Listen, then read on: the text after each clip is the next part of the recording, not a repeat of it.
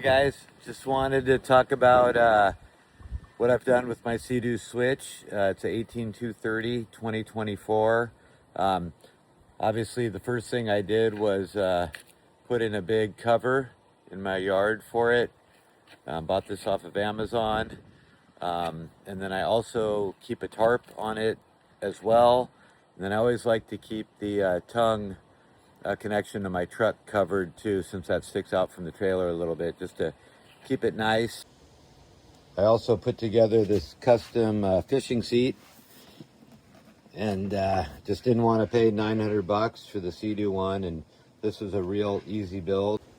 I also found 2 extra seats on Facebook Marketplace that I got for a great deal. Put them on the right side, that way if people are sitting there and I've got people sitting here on the left side, it kind of balances out the weight. But as you know, never overload the front of the boat, so I'm really careful with weight distribution. So step 1 of doing the dual battery setup is to install this switch, and it comes with the kit. Some of you might already have a battery shutoff here in your Seadoo switch. If that's the case, install is even easier. You can simply pop the other one out and pop in the 4-way switch that is both batteries off, one battery on, battery 1, both batteries on, or just battery 2 on. And as you can see, I have this always in the off position when I'm in the trickle charge mode. If you don't already have one of these installed in your boat, you simply remove this tile here, and then you just screw in this bracket here and put that switch in. Very easy. The next step is to take the red cable here from the switch and run it right to this cable here. You just simply remove this little cover, screw that in. You take the next red cable from the switch here, goes right to the stock battery. I upgraded my stock battery to a Duracell, and it's been awesome. No issues at all with it. And then the battery 2 cable, it's just simply going to run all the way down to the front of the boat where you have the second battery.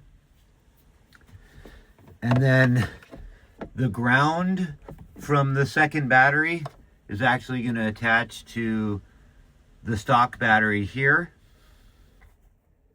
And then you'll also see this ground cable from the boat is also going to the stock battery. So you're going to have 2 negative cables on the stock battery. And then here's my battery that I have in the front. I went with the Duracell 27 AGM.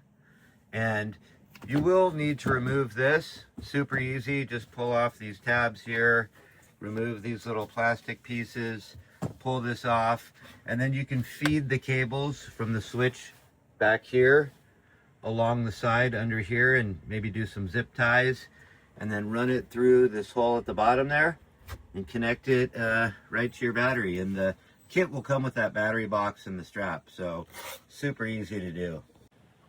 And then the first step I did for the NOCA charger was install this ship to shore. So I can just plug my extension cable right here in here.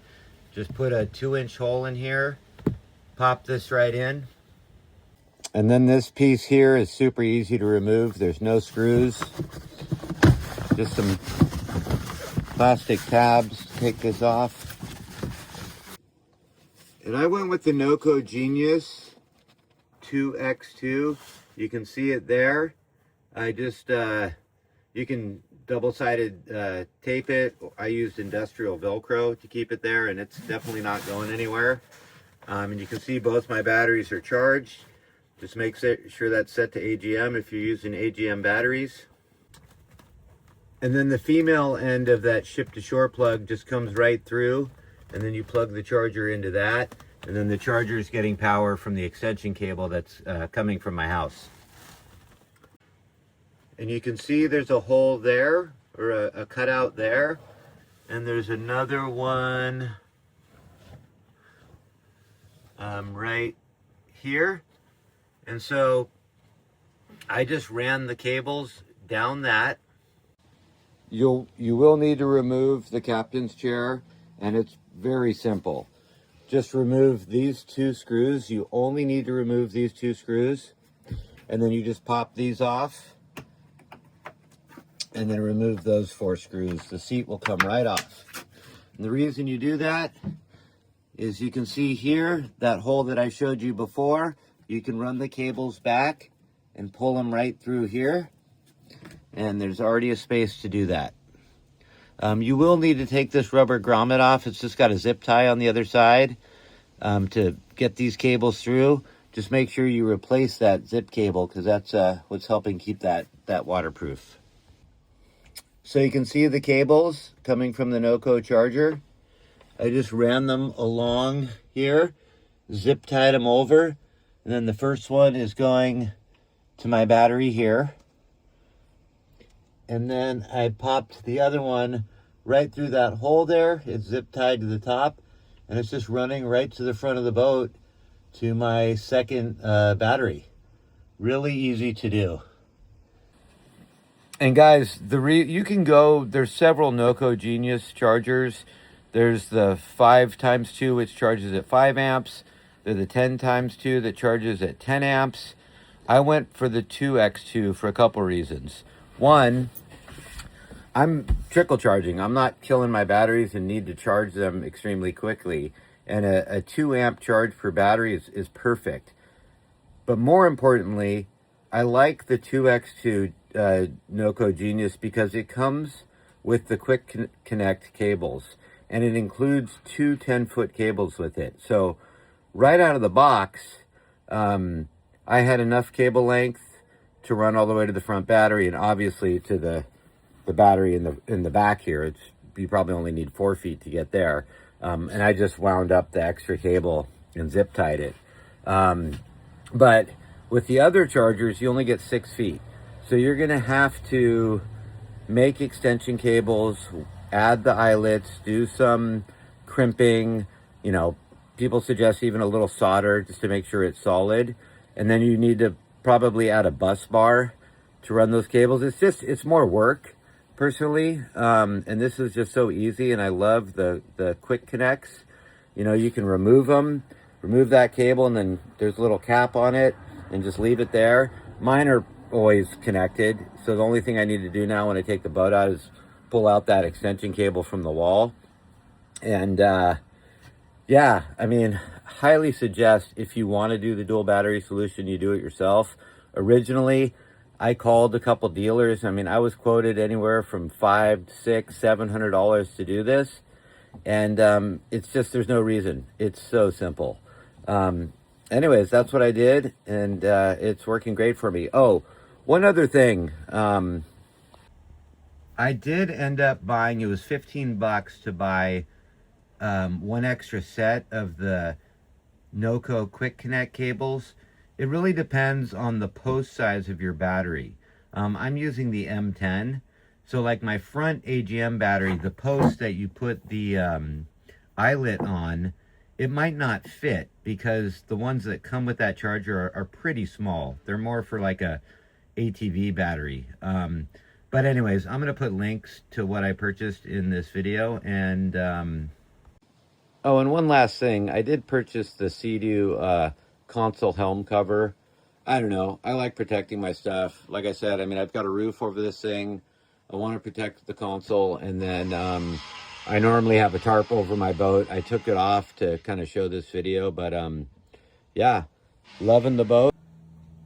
These are also great fishing rod holders for very low cost. And they're on there good. I drive around full speed with my poles in there. No issues. I'll put a link in the description. One other thing I suggest is I do a dual rope solution on my anchor.